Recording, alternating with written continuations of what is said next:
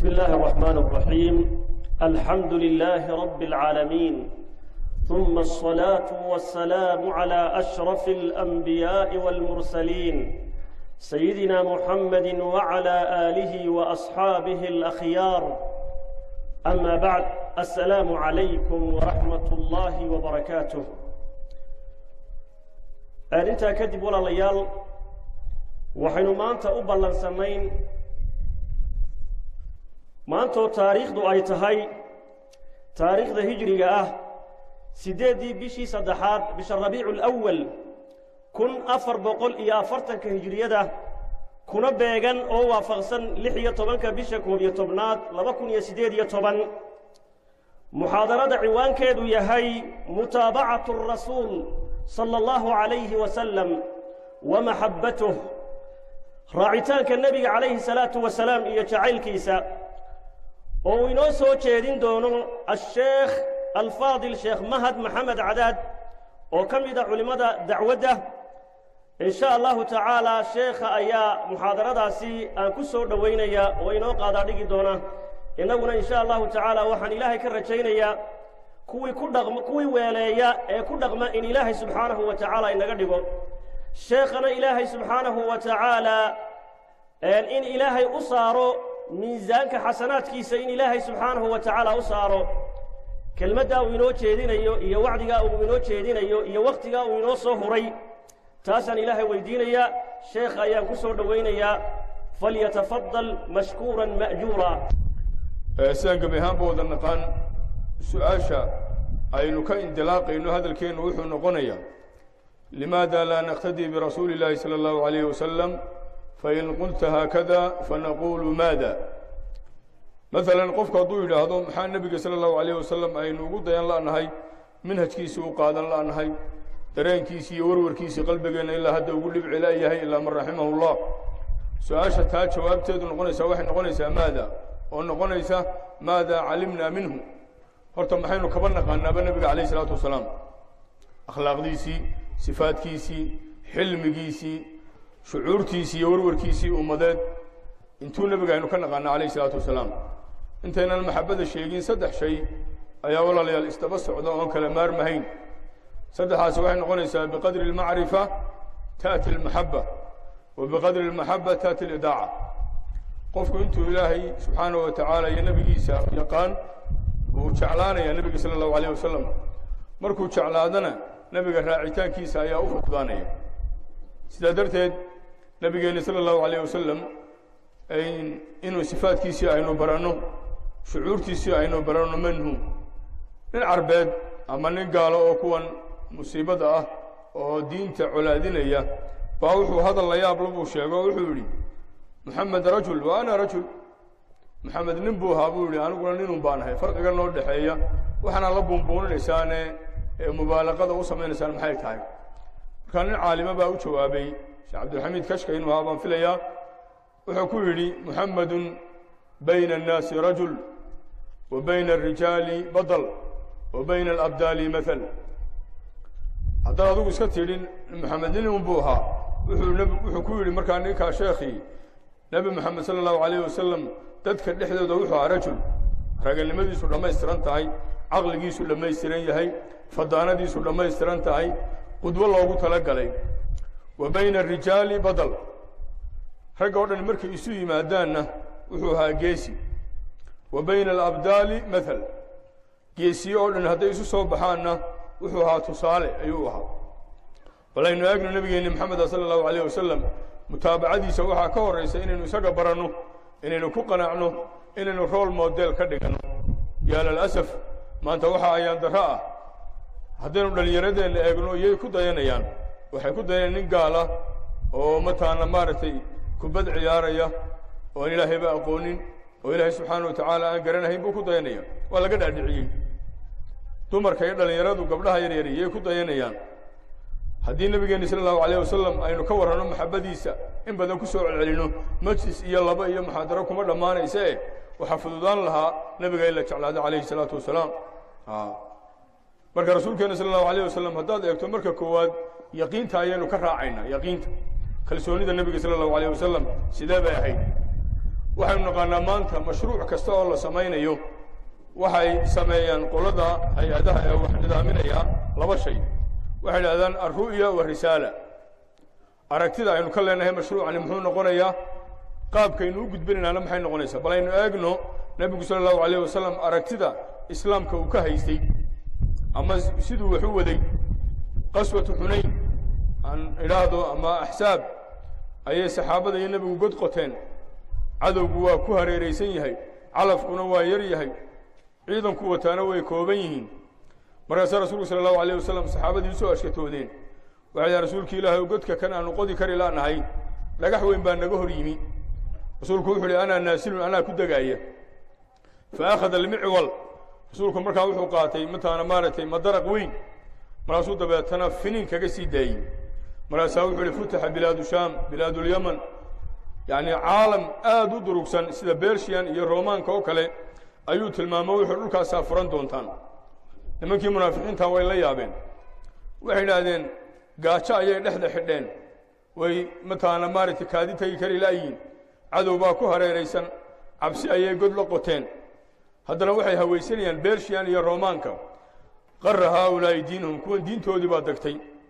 sidaasaa rasuulku sal allahu alayh wasalam aragtida uu lahaa isagoo laba dhagax dhexda ku xidhan ayaa wuxuu hawaysanayey annahu sayaftaxu alcaalam inuu caalamka furan doono waqad waqacat way dhacday kalsoonida uu nebigu sal allahu alayh wasalam diintan ku qabay caalamka inay wada gaadhana bal eega faatima radia allahu canha ayaa nebiga u timid rasuulka oo aad iyo aad maaragtay taqayara lownuhu wakhlawlaqat hiyaabuhu isagoo nebiga jirhkiisii diwanyoobay isagoo dharkiisii mataana uu baaba'ay siduu ummadda ugu fikiraya ugu warwaraayey dabeetana way oyday wuxuu ku yidhi maa yubkiiki maxaa kaa oohinaya waxay ku tihi araaka yaa rasuula allah waxaan ku arkaya rasuulki ilaahayow qad shaxiba lownuka wakhlawlaqat hiyaabuka waxaan ku arkayaa in jidhkaagii dubanyoobay oo daranya ay kaa muuqato min kasrati aljahdi waalbadl adigoo mataana diintan ina caalamka gaadha ka fikirayo jidhkaagiina waa isbedelay dharkaagina waa baaba'ay wuxuu yidhi ha ooyi faina allaha bacaa abaaki biamrin ilaahay arrin buu u soo diray laa yabqa calaa wajhi اlardi baytu madarin walaa wabarin walaa shacrin ilaa wasayabluqu hada diin waa aragtida uu nebigu sal allahu alayh wasalam islaamka uu ka haysto maha dadkeennan markay afar kelmadood idaacadda laga yidhaahdo u qaadanaya gaaladu inay adduunyada saydaraysay laa islaamkani caalamka inuu wada gaadhayu nebigu niyeysna alayh salatu salaam waa waxaynu nebiga kaga daynayno ilaahay diin buu isoo saaray iyo xil buu isaaray guri kastoo dhagax iyo dhoobo iyo dhogor ka samaysan inuu gaadhi doono xagga aynu eegno walaalayaal akhlaaqdiisa subxaana allah yaa ka warrami karaya dacwada haddaan akhlaaq la helin waxba ma soconayaan bal allah subxaanaه wa tacaala dakara dacwata bayna akhlaaqayn ilaahay dacwada wuxuu ku sheegay laba akhlaaq dhexdood khud ilcafwa dhaafitaanka qaado waacrid can iljaahiliin jaahiliinta ka jeesana akhlaaq weeye dacwadda laba akhlaaqood dhexdood baa lagu sheegay waamur bilcurfi daa'iman haddii aanay akhlaaqi jirin waxba ma soconayaan qofkani waxba ma gudbin karo ilaah wuxuu inoo tilmaamaya subxaanaه wa tacaala usluubta eega ina aladiina qaaluu rabbuna allah uma istaqaamuu kuwii yidhi qaaluu rabbuna allah rabbigay baa ilaahaya subxaanaه wa tacaala aamanuu biwujuudihi ilaahay bay rumeeyeen subxaanaه wa tacaala jiritaankiisa aamanuu birububiyatihi ilaahay rabbinimadiisa iyo tasarufkiisa ay aamineen aamanuu biuluuhiyatihi wa cibaadatihi wa akhlasuu lahu ilaahay bay cibaadada u badhax tireen aamanuu biasmaa'ihi wa sifaatihi alxamiida markaasaa ilaahay markay rumeeyeen dabeetana uma istaqaamuu way ku toosnaadeen haddana ilaahay labadaa dabadeed wuxuu sheegay dacwadii waman axsanu qowla miman dacaa ila allah yaa ka odhaah wanaagsan yaa ka akhlaaq wanaagsan yaa ka mabda' fiican yaa ka aragti wanaagsan miman dacaa ila allah waa arrinta saddexaad wa camila saalixan tawxiidkii iyo istiqaamadii iyo dacwadii haddana camal saalixa buu ku daray wa qaala dabeetana yidhi inanii min almuslimiin waa arrinta shanaad weeye muslimiintaan ka mid ahay salowgayga iyo sawaadkayga aan ku muujinaya iyaga aan u tawaaducaya wasbir nafsaka maca aladiina yadcuuna rabbahum waxba ma dheeri alwalaa walbaraa baan ku dhaqmaya iyaga ayaan sawaadkooyga ku muujinaya ilaa aakhiriha shantaa arrimood marka ilaahay soo sheegay haddana inagu marketing baynu naqaanaa in qofku suuq geyn sameeyo ilahay wuxuu leey subxaanaه wa tacaala walaa tastawi alxasanatu wala sayi'a intan adigoo wata ummaddu inay kaa qaadato akhlaaq baad u baahan tahay ilahi wuxuu leeyahy subxaana wa tacaala idfac bilatii hiya axsan wanaag wixii xumaan lagu sameeyo mataana wanaag ka horgee sida geedka gobka ah carruurtu way shiidaan isaguna wuxuu soo daadiyaa maxay midho imaamu shaafici raximahullah ayaa ninba aad iyo aad u caayey maasaa waxay ku leedeen maxaad ninkan ugu jawaabi weyday wuxuu yidhi mataana maaragtay yukhaadibunii safiihu bikulli qubxin faakrahu an akuuna lahu mujiiba yusiidu safaahatan faasiidu xilman kacuudin saadahu lixraaqu diiba ninka doqonka ee liita ayaa indhalaacaynaya wax iga sheegaya anna u jawaabi maayo yusiidu safaahatan doqonnimada iyo cayda iyo ceebayntuu sii badinaya faasiidu xilman aniguna dulqaadka ayaan kordhinaya arrintaydu waxa weeyaan buu idhi kacuudin saadahu lixraaqu diiba sida cuudka marka kabriidka lagu qabto ee dabka lagu gubo isagana waxaa ka imanaya udgoon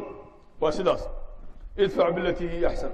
sidaasaa ilaahay subxaana wa tacaala sabirka haddana yidhi wamaa yulaqaaha ila aladiina sabaruu wamaa yulaqaaha ila du xadin cadiim akhlaaqda nebiga sala allahu alayh wasalam bal eega walaalayaal kaana khuluqu lqur'aan caaisha radi allahu canha baa la weydiiyey nebiga akhlaaqdiisa qur-aanka miyadan akhrin bay tidhi kaana khuluqu lqur'aan nebiga akhlaaqdiisu qur-aanka ayay ahayd ilaahay nebiga wuxuu ku sheegay sala allahu alayh wasalam wainaka lacalaa khuluqin cadiim akhlaaq weyn baad ku dul sugan tahay rasuulka sala allahu alayh wasalam waxaa akhlaaqdiisa ka mid ahaa sida asarta saxiixa ay tilmaamayso imaamu muslim iyo keyrkiiba ay warinayaan in kaanat ilammatu min imaa'i almadiinati lata'khudu biyadi nabiyi sala allahu alayh wasalam fatandaliqu bihi xaysu shaa'at addoonta reer madiinaa baa nebiga intay u timaaddo ayay halkaa isla taagaysaa iska dhufan maayeen nebigu danteeday u sheeganaysaa markaasaa ilaa ay danteeda ka dhammaysato nebigu ma sii daynayo oo iska tag ma odhanayo waa xilmigii rasuulka alayh isalaatu wasalaam anas radi allahu canhu wuxuu leeyahay nebiga sala allahu alayh wasalam baan la socday dabeetana fa adrakahu caraabiyun nin reer miyiya ayaa nebiga ka hor yimi calayh isalaatu wasalaam markaasaa dabeetana nebiga wuu ciijiyey go-ii adkaaye najraaniga ahaa ayuu nebiga ku qabtay calayh isalaatu wasalaam xataa ra'aytu yani aan arkay buu leeyahay in mataana qoortiisa ay ku samaysay raad si adag buu mataana nebiga u qabtay calayh isalatu wasalaam weliba wuxuu ku yidhi yaa muxamed mur lii min maali illaahi aladii cindak maalkanaad hoosta ku haysatana wax iga sii ma xurmayn nebi maxamed uu kuma odhanin rasuulka ilaahayna kuma odhan si adag buu ula hadlay rasuulka gare oo waxaa la siiyey quwata 40 rajul aw 30 rajul 30 nin awooddood ama 40 nin awooddooda ayaa nebiga la siiyey calayh isalatu wasalaam intuu qaado sida qaysaraanta uu tuuri kari laha laakiin rasuulku sala allahu alayh wasalam iskama dhufanin fanadara ilayhi uma daxika uma amara lahu bicadaa nebigu intuu xaggiisa eegay bal u fiirsada ayuu nebigu dhoolla caddeeyey ama qoslay markaasaa wuxuu ihi wax siiya waa akhlaaqdii rasuulka alayh isalatu wasalaam haddaad eegto xagga geesinimadiisa eega saxaabadu waxay odhan jireen nebigu wuxuu ahaa aqrabu nnaasi ila alcaduw ka xagga cadowga ugu dhow ayuu ahaa kunaa idaa xamiya alwadiisu nataqii birasuuli illahi sala allahu alayh wasalam marka dagaalku adkaado ee intay seefuhu dhammaadaan gacmaha laysula tago ee dagaalku hilboobo nebigaanu ku dabagabin jirnay calayh isalatu wasalaam isaguna wuxuu odhan jiray ana rasuulullahi walaa kadib rasuulki ilaahay baana mataana maaragtay beennaygama aha markaasaa rasuulku sala allahu alayh wasalam ilaahay u furayaa gargaar xagga jawaamiculkelim iyo fasaaxada iyo cabqariyadda iyo mataana hadalka layaabka leh nebiga sala allahu alayh wasalam waxaa ilaahay ka dhigay afsaxu khalqi illaah kelmado kooban ayaa wuxuu ku sheegayaa macno weyn alxaju carafa xajka arkaantiisa iyo waajibaadku way badan yihin laakiin rasuulku wuxu yihi alxaju carafa diintu way laama badan tahay nebigu diintii wuxuu ku soo gebagabeeyey addiinu nasiixa diintu waa nasiixa weeyi alxarbu khudca ereyo kooban oo macno badan samaynaya ayaa nebigu sala allahu alayh wasalam xagga fasaaxada iyo mataana maaragtay jawaamiculkelimka laga siiyey haddaad eegto xagga xishoodka ka warrama oo akhlaaqdun ka mid a rasuulku sala allahu alayh wasalam wuxuu ahaa ashadd alxayaa min alcadra fii khidriha gabadha mataana maaragtay bikradda ah ee markay geyaankeeda aragto ilaahay akhlaaqda inoo wada toosiye isguufguufta ee is ururisa ayaa nebigu xishoodkiisu ka daraa faidaa ra'aa shayan yakrahu carafnaahu fii wejhi saxaabadu saas yidhahdeen shay markuu nebigu karaahiyeysto wejigiisa ayaanu ka dareemi jirnay markaad eegto cibaadadiisii ka warrama laa ilaaha ila allah see xaalkeennu maanta innaga uu yahay ibnu mascuud radi allahu canhu wuxuu leeyahay nebiga ayaan sala allahu alayhi wasalam la tukaday waa salaad sunno ah dabeeta rasuulku sala allahu alayh wasalam iftataxa albaqara suuratu albaqara ayuu nebigu furfurtay calayhi salaatu wasalaam uma annisaa wa ali cimraan marka rasuulku sala allahu alayh wasalam ilaa 6 jis ayuu hal ragcada ku tukaday weliba qur-aanka wuxuu akhriyayaa mutarasilan si tartiila buu u akhriyayaa idaa mara biaayati tasbiixi sabaxa wa idaa mara biaayati su'aali sa'ala hadduu sujuud soo maro waa sujuudaya su'aal hadduu soo maro ilaahay buu weydiisanaya tasbiix hadday tahay ilaahay buu subxaanahu watacaala weyneynaya sidaasaa dabeetana uu nebigu taagnaa rukuucdiisuna qiyaamkiisa ayay la mid ahayd sujuudda ayuu ku dheeraanaya oohin iyo ibtihaal iyo allabari buu ku dhammaystay xataa hamamtu biamri suu ilaa arrin xun ba aan ku hamiyey waxaa lagu yihi maxaad ku hamiday wuxuu yidhi inaan iska fadhiisto on iskaga tago caaisha radi allahu canha waxay tilmaamaysaa kaana rasuulu llahi sala allahu alayh wasalam yaquumu min alleyl xataa tatafadara qadamaahu nebigu sala allahu alayh wasalam wuu kici jiray habeenkii ilaa gommadiisu ay ka barbararaan min kasrati alqunuud waalqiyaam waalqiraa'a uu taagan yahay rasuulku sala allahu alayh wasalam markaasuu marka dambena oohin ku dhammaysanaya caaisha radi allahu canha waxay leedahay rasuulku sala allahu alayh wasalam waa fadhiistay markaasuu oohin bilaabay ilaa garhkiisii qoyey dharkiisiina ay qoyeen dhulka ay ku daadatay ilmadii xaggee maanta taqwada inagu maanta aynu walaalayaal ka haynaa xagga warwarkan ummaddan inay badbaado kayfa tanqamis hadihi lumma fii raxmat illah dadkao dhan naxariis ilaahay seebee wada dhex galaan sida kuwa gaalnimada ku dambeeya hanuunka u helaan sida muslimiintu tarbiyad u helaan ummaddu say janno u wada galaan warwarka noocaasa qur-aanka ka markhaati kacay lacallaka baaqicu nafsaka an laa yakunuu mu'miniin in taxris calaa hudaahum faina allaha laa yahdii man yudil ilaahay subxaanahu watacaala wamaa akharu nnaasi walow xarasta bimu'miniin ilaahay baa subxaana watacaala nabiga tasliyeynaya markuu warwarkii ku batay markuu dhinaciisa dhulka qaban waayey markuu habeenkii ladi waayey markuu maalintii hargeli waayey kayfa ancamu sidee baan mataana maaragtay u nicmaysanaya iyadoo sakaraadkii iyo su-aashii iyo qiyaamihiiba ay dhow yihiin sidaasaa warwarka nebigu sala allahu alayh wasalam uu ahaayo qof ma arki jirin ilaa dacwadda ayuu ugu yeedhaya rasuulku alayh isalaatu wasalaam xagga karamka iyo deeqdiisa haddaad eegto rasuulku sala allahu alayh wasalam see xaalkiisu ahaa waxa aynu dareemaynaa sida saxaabadu ay ka warrameen kaana ajwada min ariixi almursala dabaysha dhabanaysa nebigu waa uga deeq badnaa calayhi salaatu wasalaam maa radda saa'ilan fii xayaatihi weligii qof wax weydiistay nebigu ma celinin rasuulku sala allahu alayh wasalam qofku hadduu u yimaado ama wuxuu haya buu u dhiibi jiray ama wuxuu odhan jiray ishfacuu tu'jaru u ergeeya ilaahay baa idinka aqbalaya o idinka abaalinaya nin eegaya baa nebigu arkay sala allahu alayh wasalam ari buuxiyey 2 buurood dhexdood oo isha la sii raacaya wuxuu yidhi miyaad doonaysaa haa qaada buu yidhi ninkii mushrika ahaa ee nebiga sala allahu alayh wasalam yani u yimid wuxuu ku yidhi mataana maaragtay qaado ninkii reerkoodii buu u tegey wuxuu yidhi yaa qawmi aslimuu faina muxameda yucdii cadaa'a man laa yakhsha alfaqra nebi maxamed wuxuu bixinayaa sidii nimaa faqri ka baqanayne mataana raaca oo diintiisan qaata sidaasaa rasuulku sala allahu alayh wasalam xagga yaqiinta iyo kalsoonida ka waran rasuulku diinta siduu ugu kalsoonaa taasi waxay siduu u faafinayey laakiin kam cindahu yaqiin maanta meesha dhaawic uu ka jiraa walaalayaal macluumaadku wuu iska jiraa meel walba khayrku waa ka socdaa laakiin maanta kalsoonidii diinta ayaa dhulka ku dhacday ilaa man raximahullah yaqiintuna waxay tahay waa min alyaqni baa ereyga laga keenay waa shay raasikha laa yatasacsac bimacnaa tasuulu ljibaalu walaa yasuul faqrigu ma saamaynayo colaaddu ma saamaynayso wacala allahi qasdu sabiil wa minha jaa'irun ilaahay buu mar walba eegaya subxaanahu watacaala nebi maxamed buu daba socdaa sala allahu alayh wasalam xaalaadku ma saamaynayaan xanuunku ma saamaynayo cudurku ma saamaynayo mataana maaragtay cidhiidhiga iyo kurbadu saamayn mayso rasuulku sala allahu alayh wasalam yaqiintiisa eega god bay galeen isagii abubakar radi allahu canhu markaasaa 100 nin oo raadka nebiga daba taagan ayaa godkiisa soo dul taagay ninkii raadgooyada yaqaanay sidaasuu raadku u eego wuxuu yidhi waa naqaanaa raadka nimankaasi haddii aanay dusha u bixin oo aanay samada aadin garan maayo halkan unbay ku jiraan waxa bal eega meeshaa suuraysta maaha innagoo halkan ishor fadhina oo ismaaweelinayna oo maasha allah hadalka iskaga raacaysanna arrintu way ka fog tahay waa god 100 nin oo dibinta ruugaya oo 200 oo geela wada doonaya inay helaan ayaa rasuulka isdul taagay oo doonaya an yatafarajuu bidimaa'ihi nabiga sallallahu alayhi wasallam dhiigiisa oo bidamihi inay ku faraxashaan doonayo dabeetana rasuulku sallallahu alayhi wasallam abubakar ayaa abubakar wuxuu ku yidhi rasuulkii ilaahayow low nadara axadum taxta qadamayhi la absarana darsigaa u fiirsada allahu akbar maanta waxaa laga yaaba qofku inuu darsi tawxiidaan dhigaya sax maa sha allah isagoo socdo iska xaragoonaya ardaydii ay fadhiyaan qalinka iyo sawirada taariikhda ku qoro oo idhaahdo maadadeen waxa weeyaan tawxiid laakiin darsiga nabi maxamed meeshaa uu wax ku dhigaayo biduuni sabuura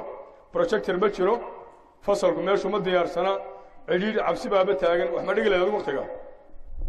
abubakar wuxuu yihi rasuulkii ilaahayow low nadara axaduhum taxta qadamayhi la absarana mid ka midii hoostiisa hadduu fiiriyo waabayna arki laha waynaga halka fadhina halkaasaa nabigu wuxu uhi sal allahu alayh wasalam maa danuka yaa abaa bakrin abubakar oo maxaad u malaynaysaa biitnayni allahu haaliثuhumaa laba ilaahay saddex ku yahay gacan qabanayo u hiilinayo arkayo u jeedo maciyadda ilahay qur-aanka ku soo aroortay waa saddex maciyat اlcilmi wاlixaada wasamci wاlbasar inanii macakuma asmacu waara waan idin maqlaya waan idin arkaya waan idin hiilinaya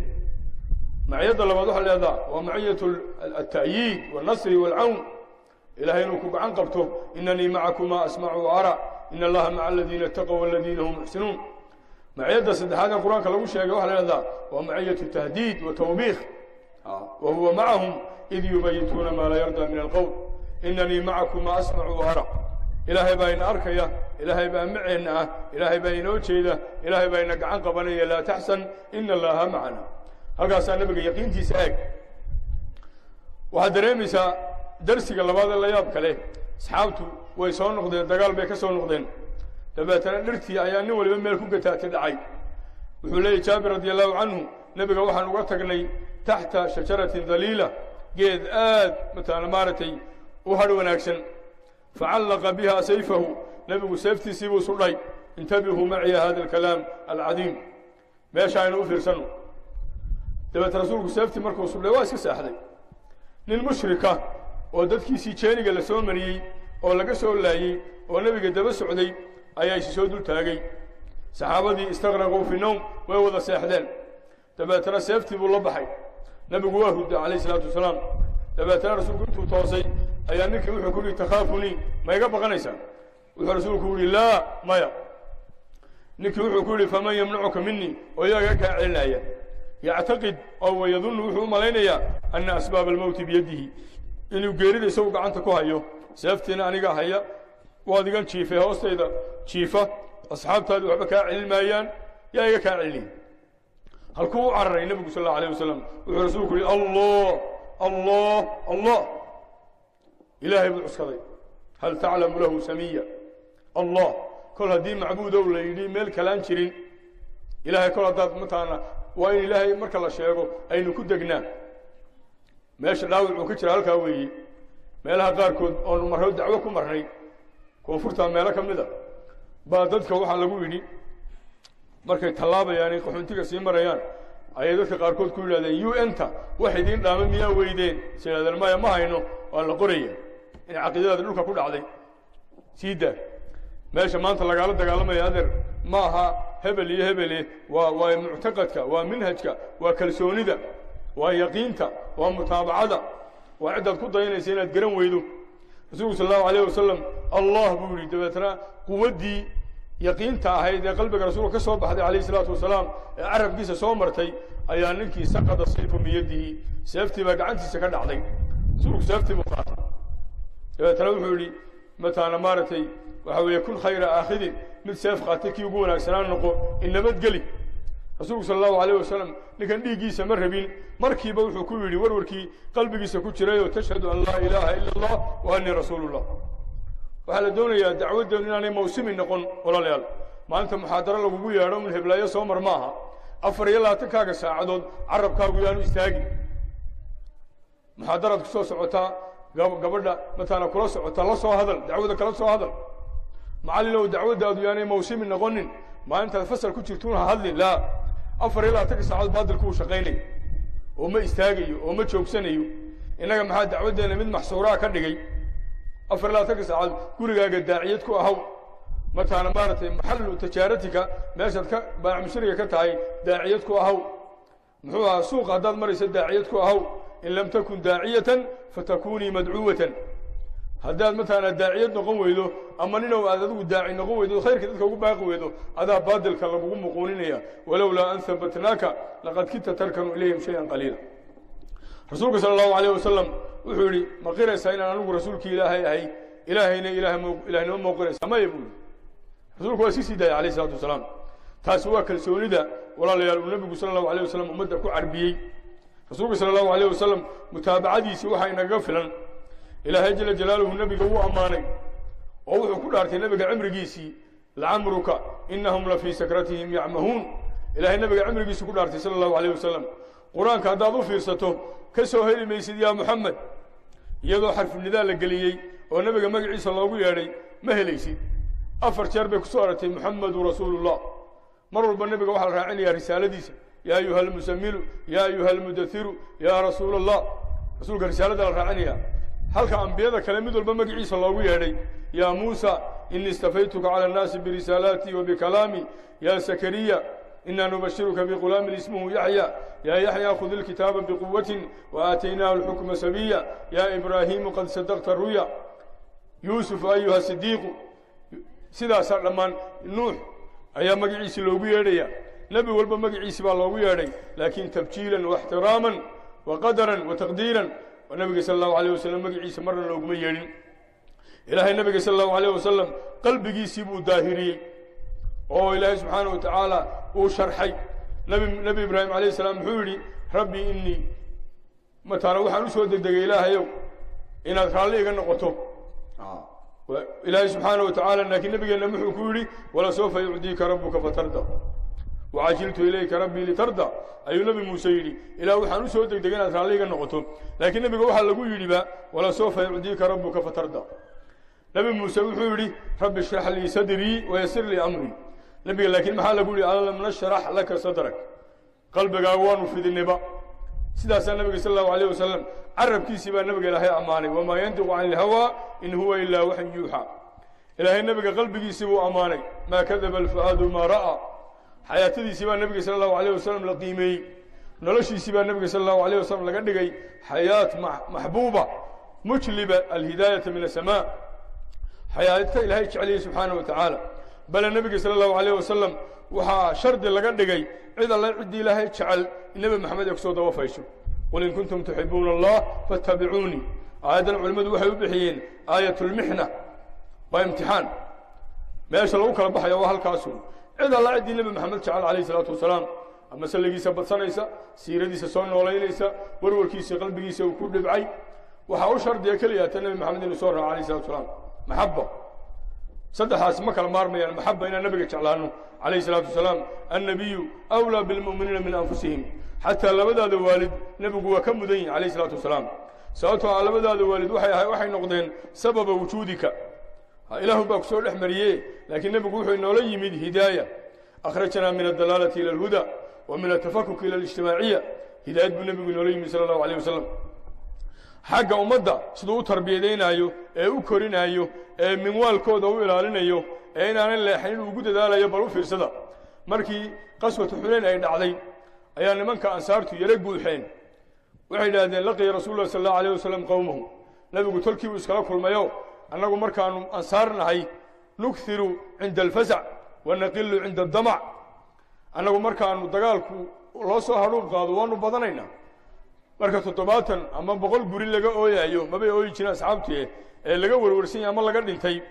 todobaatan asaarteen ahayn baa laga yaabo laakiin marka wax la bixinayo waanu yarnahay waxba loo dhiibi maayo ragga qaar baa hadalkaas dhex marmaray deeta rasuulka sallallahu alayhi wasallam warkii baa loo sheegay sacad oo odaygii ansaareeda ayaa wuxuu ku yiri min ayna anta ya sacad adla sacad oo arinta halkeed ka taagan tahay wuxuu yiri ana imruun min qawmi ana tolkay arinta waa la qaba rasuulku wuxuu ku yiri isoo ururiye nimanka aan la hadlo waa jilib carro geed baa loo waabay waa loo ururiyay nabigu uu la hadlay sallallahu alayhi wasallam hadalkiisa waxa kamid ahaa amma tardawna ya ma'shar al-ansar an yadhhab an-nas bi-sha'i wal-ba'ir wa tadhhabuna bi rasulillahi sallallahu alayhi wasallam ummadan in loo ilaaliyo dareenka iyo wadada waa meesha laga dhex fahmayo war meedan raali ku ahayn dadku ariga iyo geela u shayna ku dhuftaano xeradooda ay la tagaan wa tadhhabuna bi rasulillahi sallallahu alayhi wasallam idinku nabi maxamed aqaadatan dhammaantood intay wada ooyeen sala allahu calayh wasalam ayaa waxay idhahdeen radiina billaahi rabban wa birasuulihi qisman walu fiirsada ilaahay rabbinimo ayaan raalli uga noqonnay nebi maxamedna qayb ahaan baanu u qaadannay wuu qancinayaa nebigu alayh salatu wasalaam ummadda ayuu ku soo waabinayaa matana maaragtay limidkii iimaankoodi inaan hoos u dhicin wuu tarbeedaynaya nin baa u imanaya ii dardaara rasuulka ilaahay laa taqdab ha cadhoonin nin baa nebiga la dardaarmaya ayu lcamali axabu ila allah camalkeebaa ugu fiican asalaatu calaa waqtiha aljihaadu fii sabiili illah biru lwaalidayn nin walba nuqsaanta ku jirta ayuu nebigu tilmaamaya sala allahu alayh wasalam xandala radi allahu canhu ayaa nebiga u yimid wuxuu leeyay rasuulka ilah naafaqa xandala waa munaafiqoobeen kaar baa ku dhacday naafaqa xandala wuxuu ahaa min kitaabi alwaxyi raggii waxyiga qori jiray buu ka mid aha haddana wuxuu ka baqanayaa nifaaq aniga iyo adiguna bal iseeg maanta xoogay markay qofka ciraabtu u yaro baxdo afar muxaadaro dhegaysto qur-aankii kala badho tajuudku u yaro noolaado waxaaba laga yaabaa inuu qofku isla fagadh yidhaahdo culimo isu qaato kuwii wax baraayay laftooda waxaa suuragala inuu kusoo kala fireeyaba maya bal eega dadkaas siay isu qiimeynayeen wuxuu ku yidhi mataana maaragtay rasuulka ilaahayow markaanu adiga kula joogno ee jannada iyo naarta aad nooga warramayso wax mataana kaananaa nara ra'ya alcayn inaanu isha ku hayna ayaad mooddaa laakiin markaanu daycada iyo dumarka iyo carruurta dhex galno nasiinaa kaiiran wax badan baanu iloobaynaa nabigu waa tilmaamaya sala allahu alayh wasalam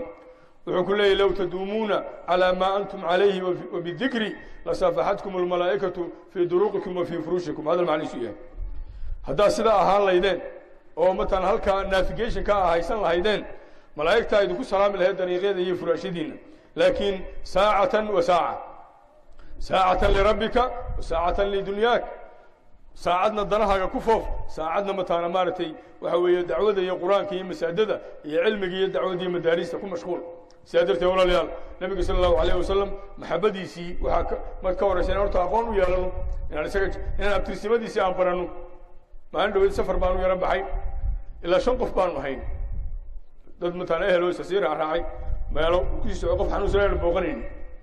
waxaan doonayaa safarkeena inaan uga faa'iideysto abtirsimada rasuulka inaynu baranno alayhi salaatu wasalaam waa safar xoogay dheer bo 22 awow cadnaan oo min waladi ismaaciil ayaa lagu joojinayaa abtirsimada rag fara badiyo oo ilaa nabi aadam gaarsiiya way iska jiraan laakiin waa iska mukhtalifu calay safarkii wuxuu dhammaaday iyadoo aanu gaari weynay qusay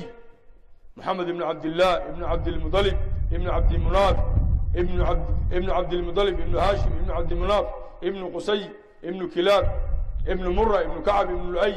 iyadoo على كل aanan dhaafin 6 oday ayaa safarka naga dhamaaday maxaa nabi maxamed maanta aynu ka sheekeynaa abtirsimadiisa ma naqaan akhlaaqdiisii waxba kama garanayno walaalayaal rasuulka sala allahu alayh wasalam maxabadiisii inay qalbigeenna ku weynaato dumarkii hore laga yaaba qaarkood inay idinla fadhiyaan waa reer mihiiskaba ahaa sabuuradaa wax loogu dhigin mataana maaragtay mikrofon aan aqoonin muxuu ahaa projecti aan aqoonin ayaa islaamuhu waaweyni waxbaan kasii garanaynaa waxaan xusuustaa ilmaha yar markay dhabta ku hayso ayay maaweelinaysaa laa ilaaha ila allah nuuru muxamed sala allah maa fii qalbii gayru allah waa tawxiidkii waxba looma dhigin laa ilaha halkan maanta dumarkan weedhaaminayaa wax kale carruurta ku maaweeliyaan iyo mageeli baa arore iyo waxaa iyadu waxay leedahay mataana laa ilaaha ila allah nuuru muxamed sala allah maa fii qalbii gayru allah nabiga sal allahu alay wasalam ammaantiisii bay uga sheekeynaysaa ilmo yaroo goosayga joogo oo mataana reermiyi ah marka rasuulka sal allahu alayh wasalam maxabadiisii inaynu badsanno walaalayaal oo rasuulka sal allahu alayh wasalam saxaabadu siday u jeclaayeen allahu akbar iyadoo nabiga la eryanayo sidii qaalan baadiyo kolba meel laga saarayo markii dambe maa tanakhama nukhaamatan ilaa waqacat fii yadi rajulin hadduu nebigu candhuuf tufo nin bay gacantiisa ku dhacaysay hadduu nebigu timaha xiirto xabad xabad baa loo kala qaadanayay ilaa nimankii boqorrada ay yidhaahdeen weligaya maanan arag sida nebi maxamed loo ixtiraamayo boqorrada waanu aragnay wafdiye badan baanu qaadnay laakiin sida nebiga loo qiimaynaya alayhi salatu wasalaam maanan arag nabigu sala allahu alayh wasalam isagoo masaajidka dhexdiisa leh fadhiista ayaa cabdullahi ibni cumar oo debadda maraya ayaa iska fadhiistay waxaa lagu yidhi aduu masaajidka debaddaabad ka joogtee maad gudaha iska soo geshid maya buu yidhi kol haddaan warkii nebi maxamed maqlay khalaas oo fadhiisanaya falyaxdar aladiina yukhaalifuuna can amri an tusiibahum fitna aw yusiibahum cadaabun aliim nabiga la xaj matana walaalayaal kalgacalkiisii baan badsanaynaa siiradiisii baynu soo noolaynaynaa calayhi salaatu wasalaam salligiisa ayaynu badsanaynaa calayhi salaatu wasalaam maxabbadaasi had iyo jeeraa leh matana waxay sabab u noqonaysaa nabiga mutaabacadiisii mutaabacadaasi waa maxay gurigeennaan kaga danaysayno awlaadeenna u tarbiyadeynayno guurkeenna nolosheenna geedigeenna gurigeenna intaba nabigaan kaga dayanayna calayhi salaatu wasalaam wain tudiicuhu tahtadu xayaatada maanta adduunyada laga isticmaalo 100 nin oo dhakhaatiira oo gaal iyo muslimba leh ayaa la diray beri dhaweyto ambasaari baa ka mid ahayd matana maaragtay caalamka kale waa ka mid ahaa gaal iyo muslimba way lahayn waxay yidhahdeen waxaad soo qortaan axsan xayaat ama matana nolosha ugu wanaagsan ee adduunyada lagaga noolaan karo bal soo qora way isu tageen analyzing bay sameeyeen matana fuxuusaad bay iyo baaritaan bay sameeyeen mulaaxadaad badan bay isu wada keeneen waxay soo ogaadeen nolosha u qiimaha badan inay tahay noloshii nabi maxamed sallallahu alayhi wasallam maanta dadku cudurray ka cabanayaan rasuulku sallallahu alayhi wasallam wuxuu tilmaamay yani matana caloosha inuu qofku ka dhigo 3 qaybood thuluthun lid'aam wa thuluthun linafas wa thuluthun lisharaab inaan qofka xanuunba ku dhacayn wixii dabadda kaga yimaadee qadara mooyaane rasuulku sallallahu alayhi wasallam sida biyaha loo isticmaalayo buu inoo sheegay marka uu hurdada ka kaco rasuulku halkuu ka bilaabayey marka uu sii seexanaya halkuu ku bilaabaya ku dhammin jiray marna markuu kaco maanta faraxalkaa layna baraya hay-adaa waxay leeyihin waa maalintii faraxalka waxaa layna baro nabigu inoo sheegay sallallahu alayhi wasallam xadiiska imaam muslim uu warinayo rasuulku markuu hurdada ka kaco awal shay wuxuu ka bilaabi jiray farihiisa qaybta madow qaybtan maaha qaybtaasuu nabigu hurdada iskaga masixi jiray matana maaragtay indhihiisa dabeetana waa faraxalkii kadibna matana waa cadaygii sii soco xayaatadaasi maxay noqonaysaa rasuulku sallallahu alayhi wasallam baa lagaga dayanaya suuqa markaynu gelayna maxaa la odhanaya laa ilaaha illa allah waxdahu laa shariika lah ilaa aakhiri ducaa qofku markuu gurigiisa soo galayo ka baxayo muxuu odhanaya markuu gurigiisa ka baxayo bismi illahi tawakaltu cala allah walaa xawla walaa quwata illa billah qofku ducada markuu yidhaahdo bismi illah magaca ilaahay baa ku bilaabaya ficil ku munaasiba ayaa loo soo qadarayaayo bismi illaahi akhruju magaca ilaahay baa ku baxaya tawakaltu cala allah ilaahay baan tala saaranaya walaa xawla walaa quwata illa billah awooddeeda tala saaran maayo qofku markuu sidaa yidhaahdo waxaa lagu odhanayaa hudiita waa lagu hanuuniyey wa kufiita waa lagugu filaaday wa wuqiita waa lagu ilaaliyey watanaha canhu shaydaan shaydaankuna waa ka leexanaya guriga markaynu habeenkii gabalku inoo dhaco nabigu wuxuu inoo tilmaamay in dabka la iska baktiinayo dabkan dee la shidan jiray haddaanu maanta joogin oo laydh uu yahay laydhkuna waa soo gelaya in matana weelka biyaha la daboolayo bisinka lagu daboolayo haddii kale aad qori yar dusha ka saarayso albaabka bisinka aad iskaga xidhayso awlaadda matana maaragtay marka la nuujinayo qofka ilaahay wax ka siiya inuu bisinka u qabanayo ilaa aakhiriha xayaatadeenu dhan nabi maxamed sallallahu alayhi wasallam ayaynu walaalayaal kaga dayanaynaa rasuulku sallallahu alayhi wasallam nin baa agtiisa wax ku cunaayey bishimaalihi bidixdiisa rasuulku wuxuu ku yidhi kul biyamiinika midigtaada wax ku cun ninkii wuxuu yidhi laa astadiicu ma karayo waa kibraayey maa manacahu ila alkibru kibir baa u diidaayey rasuulku uu habara wuxuu yidhi lasta dacta kariba maysid famaa rafacaha ilaa fiihi gacantiisii kor umuu qaadine shallat yaduhu gacantiisii shalal baa ku dhacay guryaheenna maanta eega guryaheenna walaalayaal aynu eegno nabigu sallallahu alayhi wasallam gurigiisii buu soo galay caaisha radiallahu canha oo sitaarad samaysatay waxoogay matana qadiifad yar oo sawir ku yaallo rasuulku sallallahu alayhi wasallam hatakahu bimacnaa afsadaha rasuulku waa jeexjeexay watalawana wajhu wejigiisina waa isbedelay markaasuu dabeeta rasuulku xadiisku u tilmaamay caaishaay dadka ugu cadaabka adag maalinta qiyaama waxa weeye aladiina yudaahuuna bikhalqi illah kuwa khalqiga ilaahay sasallaabaya ee ka daa sawirka gurigaaga walaalayaal nabigeeni baa kaga dayna calayhi salatu wasalaam maxabadiisii ayaynu badsanayna ilaahay baynu ugu dhowaanaynaa tabaaraka watacaala siiradiisii baynu soo noolaynaynaa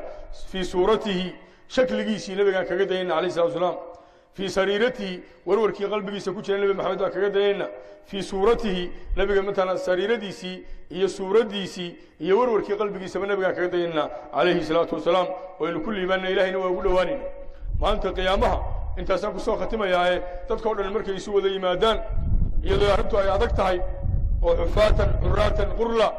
dadku ay wada cagaagan yihiin xaaladduba ay adag tahay ishu ay ilmaynayso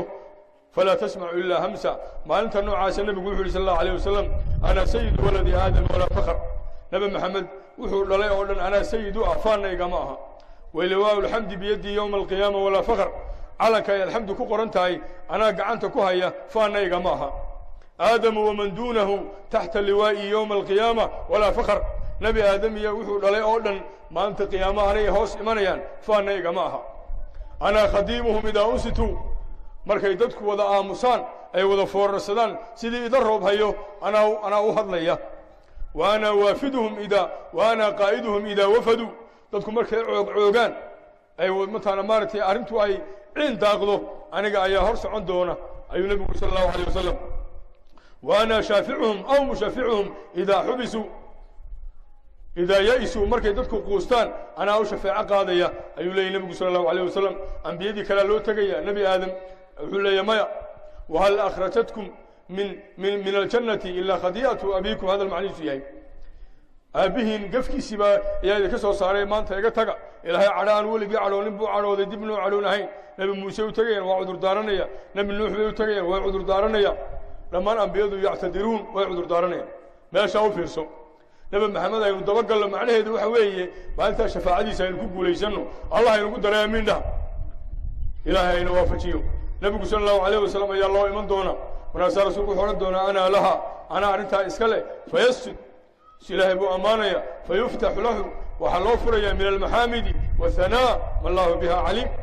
nebiga ammaan baa loo furaya ilaahay buu ammaanaya markaasaa nebiga lagu odhan doona ya muxamed sala allahu alayh wasalam irfac ra'saka wasatucda madaxaa kor qaad waxaad jeceshahay in la weydiiso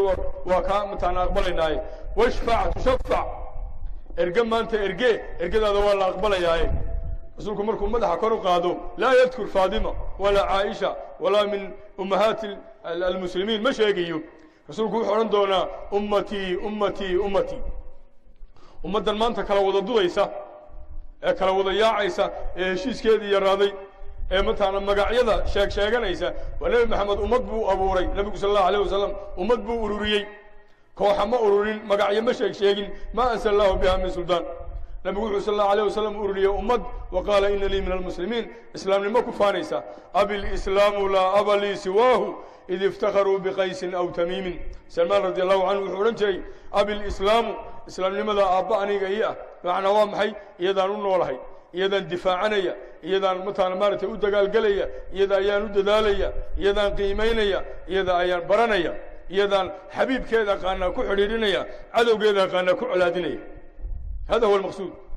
id iftakharuu biqaysin aw tamiimin dadku markay reeraha ku faanayaan islaamnimada ayaa ku faanaya qul bifadli illahi wabiraxmatihi fabidalika falyafraxuu huwa khayru mima yajmacuun nebigu sala allahu alayh wasalam shafaacadaas cidda helaysa waxa weeye cidda maanta nebi maxamed daba gasha calayh isalatu wasalaam ilaahay aynaga badbaadiyee marka qiyaamaha la ysugu tago dad baa xawdka nebiga ku soo aroori doona markaasaa fatuukhaduu bihim daata shimaal sidii neef geelah oo darkiisii midaan ahayn ku soo arooray ganafka lagaga dhufto oo kale ayay malaa'igtu ka eryayaan darka rasuulka alayh salatu wasalaam rasuulku wuxuu odhan doonaa yaa rabbi asxaabi waa hebel iyo heblaayo markaasaa lagu leeya laa tadri maa axdaثuu bacdak adiga gadaasha waxay la yimaadeen garan maysid qayaruu caqaa'idahum qayaruu masaara xayaatihim noloshoodii bay beddeleen maxabbadaadii bay garan waayeen way ku raaci waayeen noloshii nebi maxamed baa soli weyday nolol reer galbeed iyo dad alcanu khalqi illaahi ah ayay daba galeen acmaa yaquudu basiiran laa abaa lakumu nin indhala oo dad indhaqabo hogaaminaya adduunyada maanta ka jira markaasaa rasuulku odhan doonaa suxqan iga dheereeya haddaba khalaas haddaad wax kala garan weydo islaamaheenni miyiga joogay waxay odhan jireen ilaahay oo sheegato qurmuun ha naga dhigin ereygaa bal soo macneeya macnihiisu waa maxay nebi maxamedoo maalinta qiyaamaha ku garan waaye ka warran qabiil kugu garan maayo qaadhaan kale kugu garan maayo wuxuu ku garanaya dadka qururan muxajaliin min aathaari alwuduu dadka weysada iyo mutaabacada iyo sunnada lagu garan doono maalinta qiyaamaha sidaa darteed walaalayaal dhammaanteen ilaahay jala wacala waxaynu ka baryaynaa inuu ina waafajiyo maxabbadiisii guryaheena inaynu mataana ku dhaqno awlaaddeena inaynu ku dhaqno taasaa laynaga doonaya dhammaanteenba insha allahu tacaala walaa yahumunaa maanta meelahan waxaad moodaysaa maalmahan oo kale dadku laba erey inay iska yaro horgeynayaan qolale mataana maaragtay mawlidka nebiga oo qaylinaysa oo durbaana garaacaysa iyo qolale may arrintaasi waa bidco labada erey baan maqmaqlaa anigu mawduuca kama hadlo waxaynu inagu u baahan nahay labadaa erey waxba yaan la iska horgeynine ummadda aan uga warranno kalgacalkii rasuulka alayh isalatu wasalaam ummadda nebi maxamed ha barato macno badan samayn mayso adeer adna durbaanka iska daa adna mataana waxba taasi bedeli weyde ummadda aynu barno man huwa rasuulullah nebi maxamed yuu ahaa xataa natabicahu wanaqtadii bihi wanata'asaa bihi waxba in manaabirta la iska caayo macno badan ma samaynayso waxaynu u baahannahay nabi maxamed in inagu jeclaano dabeetana maxabadaas iyo dareenka ummaddaada la dhex marayso nolosha ummadda waxbay ka beddelaysaa waxaan ku soo khatimayaa hunaaka farqun bayna taqyiiri wa taqbiir farqi baa u dhexeeya taqbiir in boodh la kiciyo maanta o dhan hadal aynu wadno iyo taqyiir inuu nolosheena taqyiir ku yimaado wahada maa naxnu calaa sadadihi al'aan waxaynu u baahanay isbeddelka xagga muctaqadka nabigaan kaga dayanayna xagga akhlaaqda nabigaan kaga dayanayna isbeddelkeenna nolosheenna min al'aan insha allahu waxaynu gafnay ilaahay baynu ka cafis dalbaynaa gurigaaga markaad gelayso rasuulku sala allahu alay slam wuxuu inoo sheegay qofku guriga markuu garaaco bisanka inuu ku galo reerkiisa salaamo caday ku galo caday imaam bukhaari siduu warinayo caaisha radiallahu canha waxay leedahay nebigu markuu guriga soo galo waxa ugu horreeya caday bay ahayd maxaa caday iyo guri la soo gala ka dhexeeya